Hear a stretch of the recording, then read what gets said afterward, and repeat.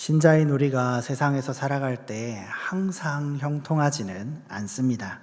여기서 이 형통이라는 것은 우리가 흔히 생각하는 물질적으로 잘 되고 건강하며 자녀의 건강이나 진로 등에 있어서 좋지 않은 이슈가 없이 자라는 것일 수 있습니다. 우리에게도 어려운 일들이 찾아올 때가 있다는 이야기입니다. 또 우리가 풍요로운 것이 우리에게 득이 될 수도 독이 될 수도 있습니다.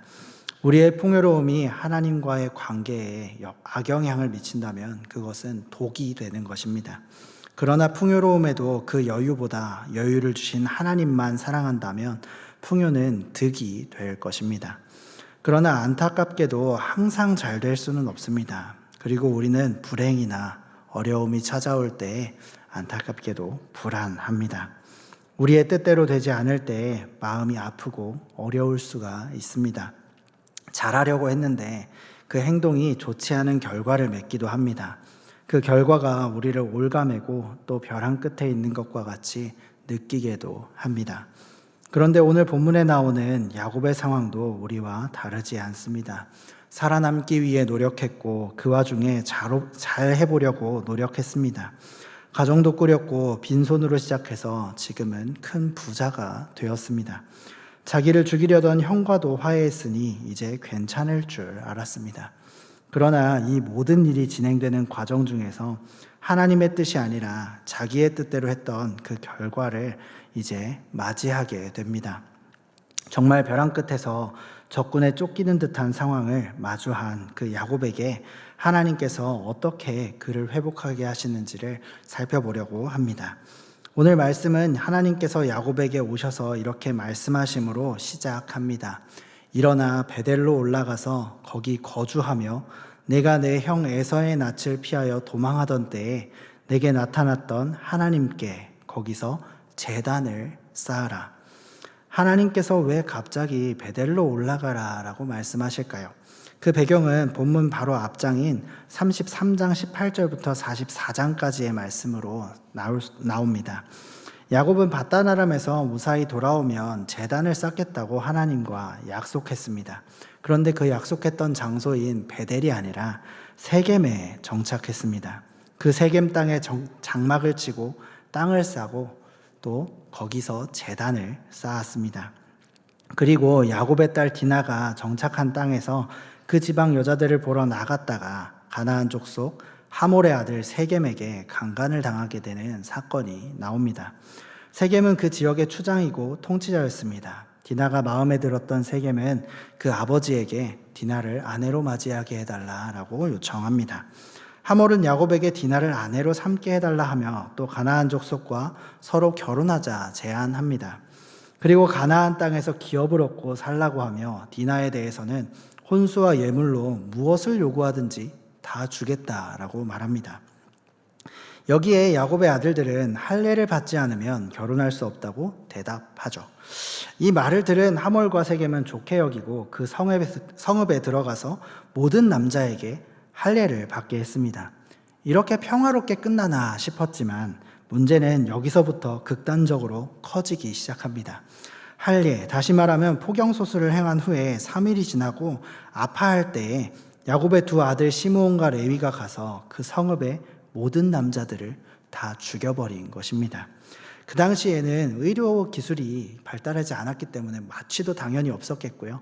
그리고 도구도 되게 투박했을 것입니다.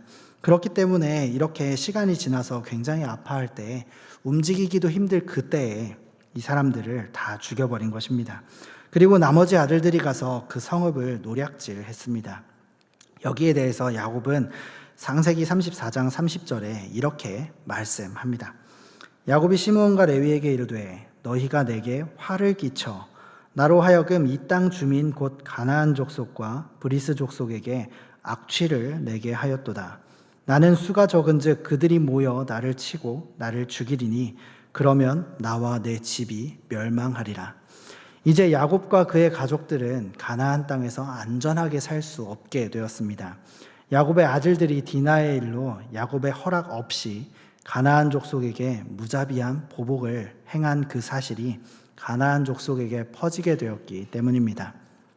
이제 야곱과 그 가족들은 가나안 족속들의 표적이 되어버렸고 생존의 위협을 느끼게 됩니다.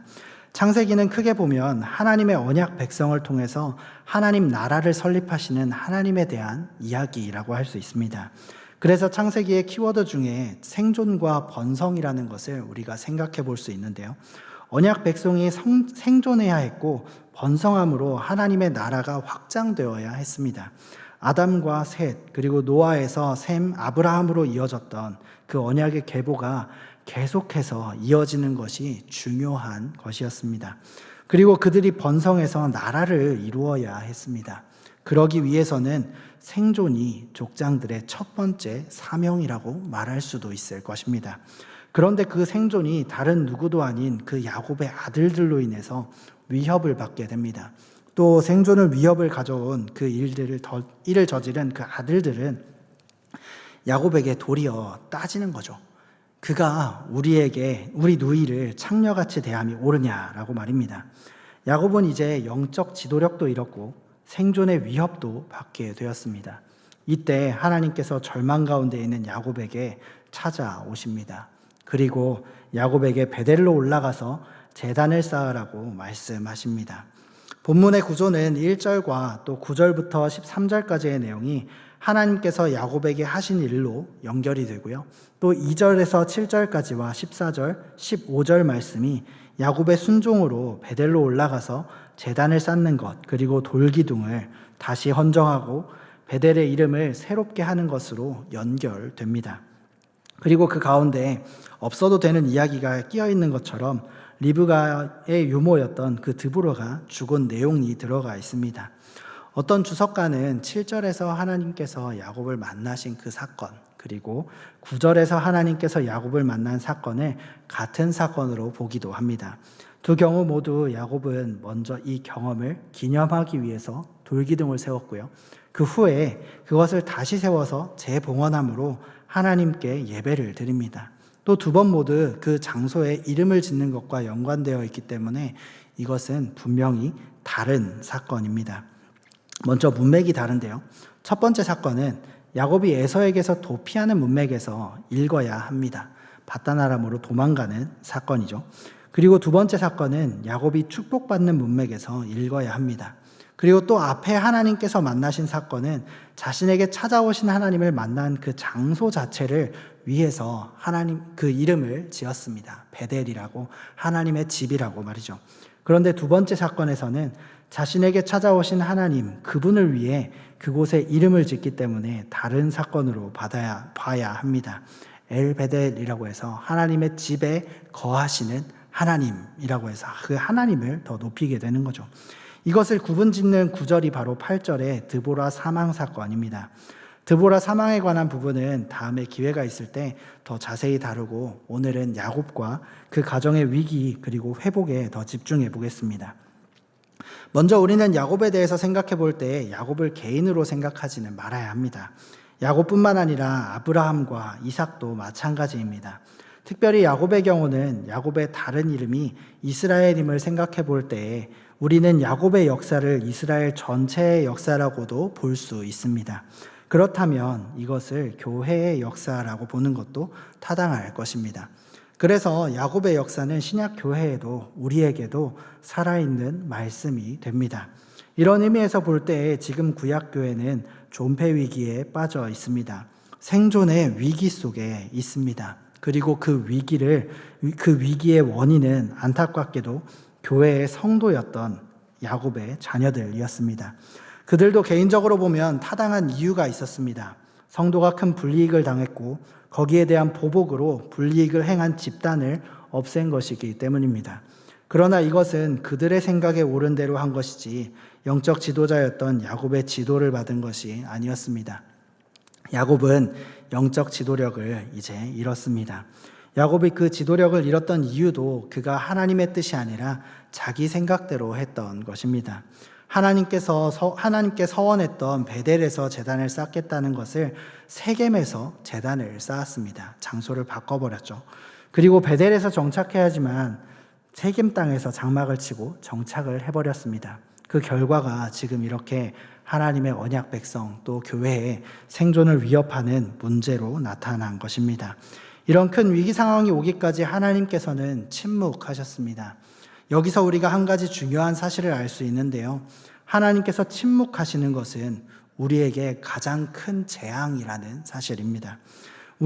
그러나 우리는 본성적으로 하나님 없이 우리 힘으로 살아가기를 좋아하는 사람들입니다. 그래서 어려운 일이 와도 우리의 힘으로 하려고 합니다.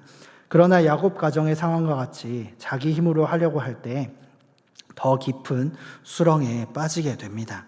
하나님께서는 이런 수렁에 빠져 있는 자기 백성을 끝까지 버려두시지 않으십니다. 오히려 계속해서 지켜보고 계시고 야곱이 더 이상 아무것도 할 수 없게 되자 직접 찾아오셔서 그 가정을 회복시키십니다. 하나님께서 해결책을 제시해 주셨습니다.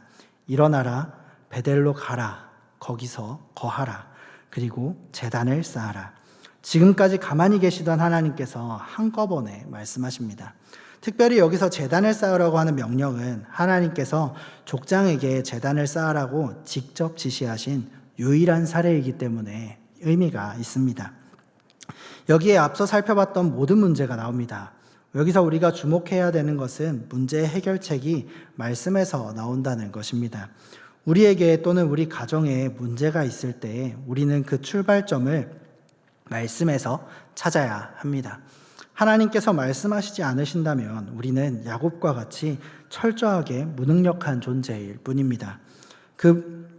그렇기에 우리는 개인적으로 성경을 읽고 묵상하는 일에 힘써야 합니다. 그리고 무엇보다 주일 예배 속에서 우리 교회를 위해서 선포되는 하나님의 말씀에 귀를 기울여야 합니다. 그 말씀을 통해서 성령 하나님께서 우리 마음에 역사하실 때 우리의 모든 문제는 해결되기 시작할 것입니다. 하나님의 말씀이 아니라 우리의 생각대로 하려고 한다면 야곱과 같이 수렁에 빠지게 될 것입니다. 우리는 내 생각, 내 마음, 내 뜻대로 하는 것이 아니라 하나님의 말씀으로부터 시작해야 할 것입니다. 하나님께서 원하시는 하나님의 뜻을 말씀에서 찾아서 그대로 행해야 합니다. 야곱은 하나님의 이 말씀을 듣고 곧장 순종했습니다. 야곱은 순종을 통해 잃었던 영적인 지도력도 회복합니다. 그 첫 번째 시작은 2절에 이방 신들을 버린 것입니다. 그리고 그것을 세겜 근처 상수리 나무 아래 묻어버리는데요. 이방 신상들, 그들 위에 군림하던 것들이 이제는 수치스럽게 땅에 묻혀서 최종적으로 매장되는 모욕을 주는 행동이었습니다. 이것은 회개하고 하나님께 자신을 바치는 것과도 연결됩니다. 회개는 하나님께 드리는 예배를 방해하거나 얼룩지게 하는 것은 무엇인지 내다 버리는 결단을 수반합니다. 결혼관계가 배타적인 사랑의 관계이듯이 언약의 우선적인 요구는 하나님을 향한 배타적인 사랑과 충성입니다. 다음으로 야곱은 자신과 그 가족들을 정결하게 했습니다. 이는 모세의 율법의 정결 예식을 전제하는 것처럼 보입니다. 목욕하고 옷을 세탁하고 성관계를 절제하는 것입니다. 이것은 우상의 부정으로부터 하나님 앞에서 정결로 통과되는 효과를 낳았습니다. 또 옷을 갈아입는 것은 정결하게 된 생활 방식을 상징합니다. 해밀턴이라는 주석가는 그의 주석에서 의복을 바꾸어 입는 것을 이름의 변경과 연결을 하고요. 또 필립 캐링턴이라는 주석가는 정결하게 하는 그 행동에 대해서 기독교 전통 속에 이와 동일한 벗어내기가 세례식에서 실행된다라고 주장합니다. 우리는 세례를 통해 우리의 죄를 씻음과 동시에 하나님의 백성으로 다시 태어남을 눈으로 봅니다. 세례를 받아야만 구원을 받는 것은 아니지만 세례를 통해 우리의 구원을 눈으로 보고 또 확증하게 됩니다. 또 보이는 말씀으로서의 역할로 우리의 죄 씻음과 다시 태어남 그리고 하나님의 자녀가 되었음을 보는 것입니다. 야곱과 그 공동체가 회복되는 사건을 볼 때에 새로운 공동체는 포기와 이름 바꾸심 또 옷 갈아입기 약속을 받아들임으로 형성됩니다. 이것을 우리에게 적용하면 자기 부인과 양자됨과 예수님의 의로 옷 입음을 통해 얻게 되는 칭의와 언약의 갱신이라고 할 수도 있겠습니다. 우리도 이와 같은 일들이 순서대로 일어나기도 하지만 또는 한 번에 일어나기도 하고요. 또 다른 순서로 일어나기도 합니다. 하지만 여기서 생각해야 될 것은 순서가 중요하지 않다는 겁니다. 이 일은 하나님께서 우리에게 적용시키는 것이다라는 것이 중요합니다.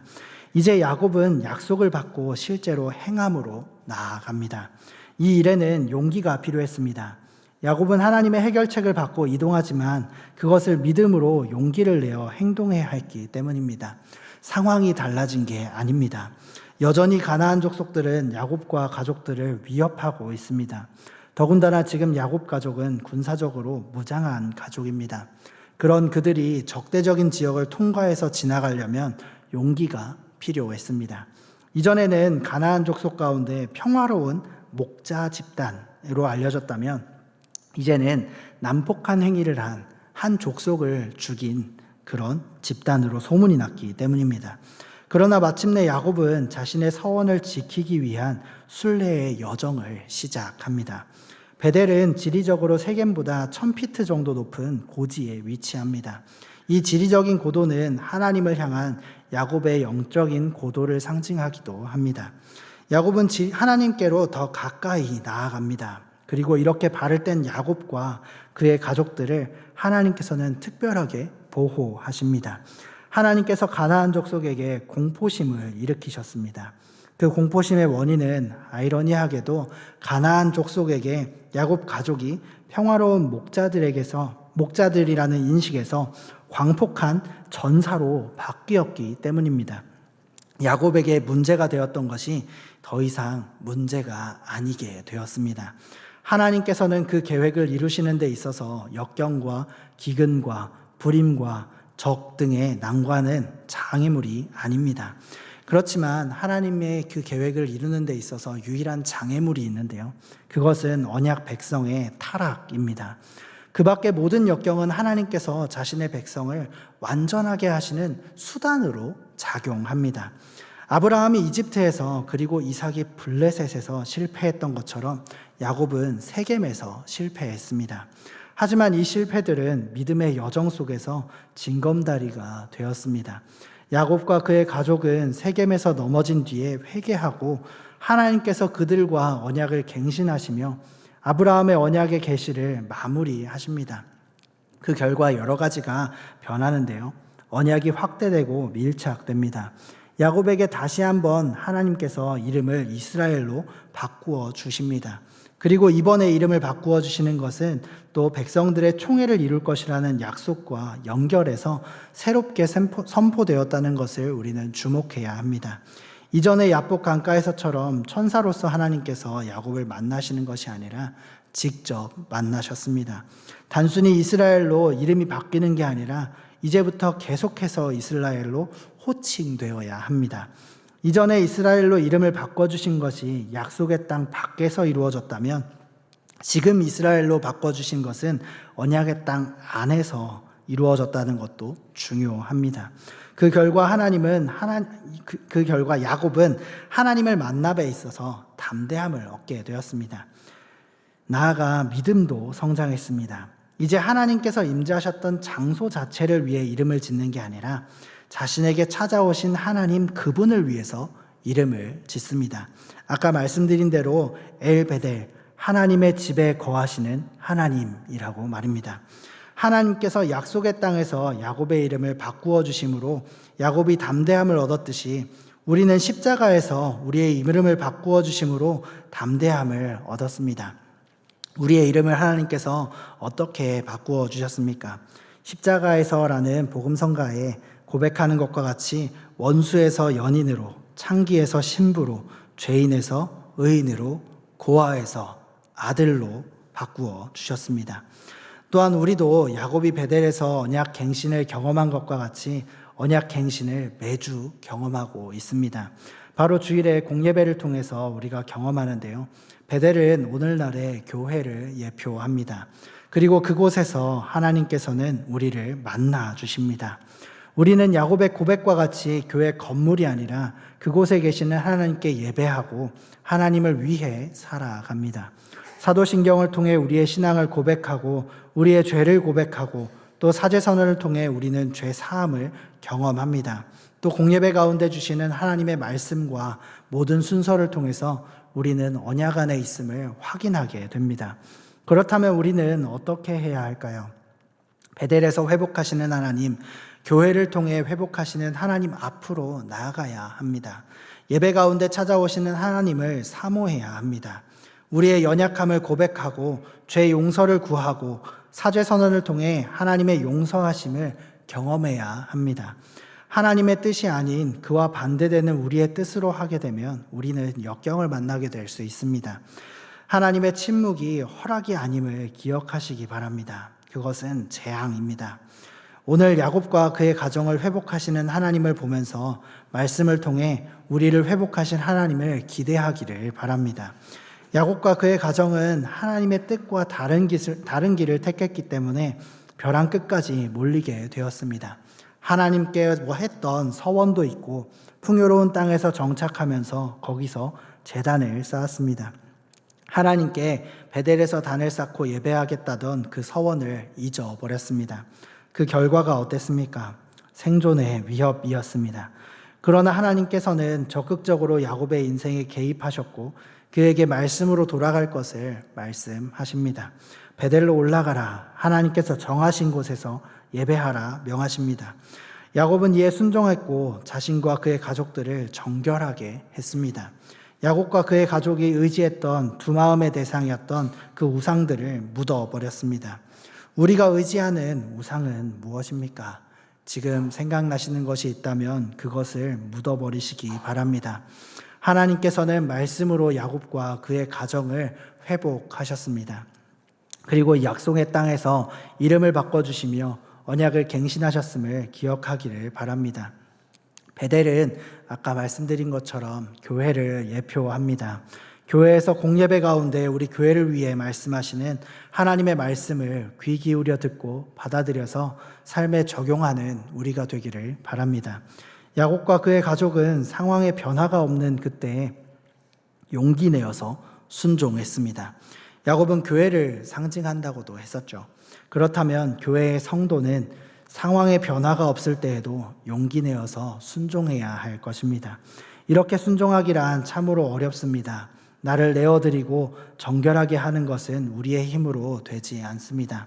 그러나 그 한 발을 뗄 때에 하나님께서 야곱의 순종에 힘을 실어주었던 것을 기억하시기를 바랍니다. 가나안 족속들을 두렵게 해서 야곱을 지켜주시고 순종을 이룰 수 있게 하셨던 것처럼 하나님께서는 우리에게도 동일하게 역사하실 것입니다. 우리 안에 선한 일을 시작하신 성령 하나님께서 우리의 부족한 순종을 완전하도록 인도하실 것입니다. 그 가운데 어려움도 있고 힘든 일도 있겠지만 그 모든 일은 우리 신앙 성장의 걸음이 될 것입니다. 교회를 통해 우리를 회복하시며 우리의 성화를 완전하게 이루실 성령 하나님을 의지하면서 우리의 부족한 한 걸음을 떼는 저와 여러분이 되기를 주님의 이름으로 축복합니다.